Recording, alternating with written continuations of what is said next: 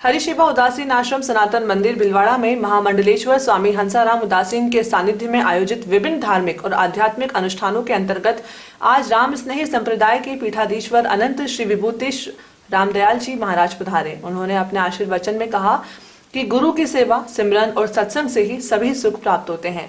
उन्होंने यह भी कहा कि कोरोना प्रकृति से नहीं अपितु विकृति से पैदा हुआ है। इस विकृति का अंत संस्कृति की ताकत से ही हो सकता है।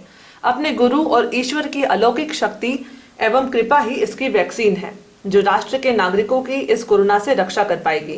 प्रातःकालीन कथा सत्र में पाक्षिक श्री महाशक्ति लीला कथा में 13वें दिन कथा का वाचन और प्रवचन करते हुए व्यासपीठ से कथा प्रवक्ता स्वामी योगेश्वरन महाराज ने कहा कि परमेश्वरी दुर्गा भगवती ने असुरों का संहार करके देवों और मानवों में धर्ममय और अध्यात्ममय जीवन की स्थापना की, जिससे सर्वत्र प्रकृति सर्वजीवों के अनुकूल हो गई। सायंकालीन कथा सत्र में 45 दिवसीय श्रीमद् भागवत महाकथा के आज 42वें दिन की कथा का वाचन और प्रवचन करते हुए व्यासपीठ से कथा प्रवक्ता ने कहा कि तितिक्षा अर्थात सहनशीलता की साधना से ही समस्त कामनाएं सिद्ध होती है। किसी भी लक्ष्य को साधने के लिए सहनशीलता की नितांत आवश्यकता होती है। सब प्रकार के विपरीत परिस्थितियों का सामना करते हुए लक्ष्य केंद्रित दृष्टि रखना साधक के लिए बहुत जरूरी होता है। आरती में सारस्वत समाज भिलवाड़ा के जिलाध्यक्ष शंभूलाल जोशी, नगर अध्यक्ष रामेश्वर लाल भंडिया, सचिव जितेंद्र कुमार ओझा, कोषाध्यक्ष जगदीश चंद्र ओझा, संरक्षक ताराचंद्र ढांचा व अन्य लोग उपस्थित होकर व्यासपीठ का पूजन और अर्चन कर उन लोगों ने आशीर्वाद प्राप्त किया। रात्रिकालीन सत्र में श्री करुणामयी रासलीला मंडल वृंदावन द्वारा रासलीला के तहत श्री कृष्ण के ब्रज में माखन चुराने और उखल बंधन की लीला द्वारा वृक्ष के रूप में रह रहे राक्षसों को श्राप मुक्त करने की लीला का भी मंचन किया गया।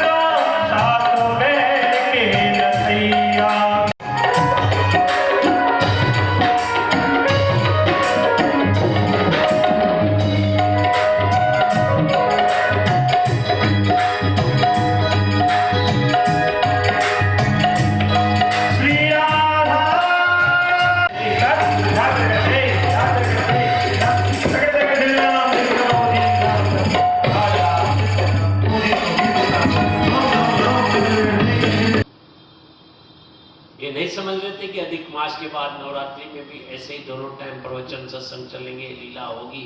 और फिर नवरात्रि के बाद भी जो 6 दिन होते हैं, हम लोग फिर सोचते हैं रेस्ट करें। आज कोई भगत अपने बेटे की शादी या मकान का मुहूर्त या कोई उत्सव 3 दिन 4 दिन करता है, तो फिर सोचता है 5 दिन बाद अब शांति से थकावट हो गई है।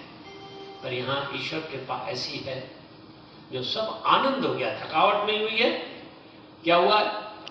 आनंद हो गया है। यहाँ आनंद नहीं हुआ हरिशिवा में, हमारे, मैं तो समझ रहा हूँ भिलवाड़ा नगर में आनंद हुआ है। नगर का भाग्य है, नगर की धरती का भाग्य है जो महापुरुषों की वाणी का श्रवण इतने दिन, जब देवी का अध्ययन इतने दिन हुआ है, पुरुषोत्तम मास की कथा हुई है, अभिषेक मंत्रोच्चारण, गीता पाठ, नारायण कवच, नाना प्रकार के हवन यज्ञ, ब्राह्मण साधु लीला, इतने सब सहयोग। पता नहीं, मुझे तो लगता है जब कहते हैं कि षष्ठाग्रही आ रही है अभी कुछ दिनों में, तो बहुत वो भूचाल मचेगा। मैं तो कहूँ अष्टाग्रही हमारे यहाँ लग गई हरिशिवा में, बहुत आनंद हो गया है, क्योंकि पता नहीं क्या क्या कार्य हो रहे हैं। तो ये बाबा जी की कृपा है। शायद कुछ नहीं दे गए और कोरोना के शिकार हो गए। यदि भी हम इस बात को जानते हैं कि कोरोना किसी प्रकृति से पैदा नहीं हुआ, विकृति से पैदा हुआ है। प्रकृति ने जन्म नहीं दिया, विकृति के मस्तिष्कों ने जन्म दिया है। लेकिन जन्म किसी का भी हो, उदय है तो अस्त होगा। और विकृति का अगर अंत किसी से होगा तो संस्कृति की ताकत से होगा। और वह संस्कृति महामंडलेश्वर जैसे महापुरुषों के पास रहती है, वो उसको जीवंत बनाए हुए हैं और प्रेरणा देते हैं। ये संस्कार की प्रेरणा देते हैं, ये शुद्ध दिव्य भावनाओं की प्रेरणा करते हैं। मुझे अच्छी लगी एक बात, चौथे दिन आपकी जो वेशभूषा है ये मेरी संस्कृति की वेशभूषा नहीं है, एक जींस शर्ट और, इसलिए मैंने कहा मैडम, और कोई बात नहीं थी। सचमुच परिधान आपके संस्कारों को ही नहीं अपितु सामने वालों के विचारों पर भी बहुत बड़ा असर डालता है। इसलिए हमारे इस हरि शिवा धाम से यह संस्कारों का गढ़ है। यहाँ से महापुरुषों की सन्निधि में नाम जाप के संस्कार, भारतीय संस्कृति के संस्कार, वैदिक संस्कार, यज्ञ के संस्कार, पूजन अर्चन के संस्कार प्राप्त होते हैं। मैं बहुत बहुत साधुवाद अभिव्यक्त करता हूँ, मंगल कामना करता हूँ और आपके इस दिव्य आयोजन की सुगंध भीलवाड़ा में नहीं, महामंडलेश्वर स्वामी हंसाराम जी महाराज पूरे राजस्थान में फैल रही है। मैं हमेशा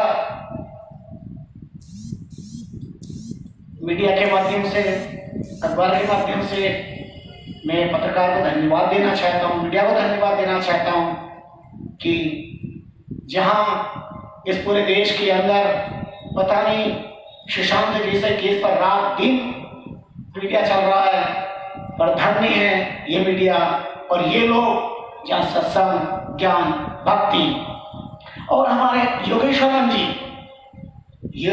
जी की वाणी, उनका चिंतन, उनका प्रशांत आप पूरे क्षेत्र में फैला रहे हैं।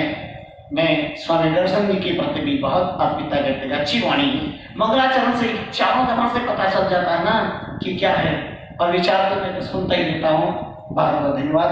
मेरे आत्मीय संत मायाराम जी और सबके प्रति बहुत बहुत मंगल कामना।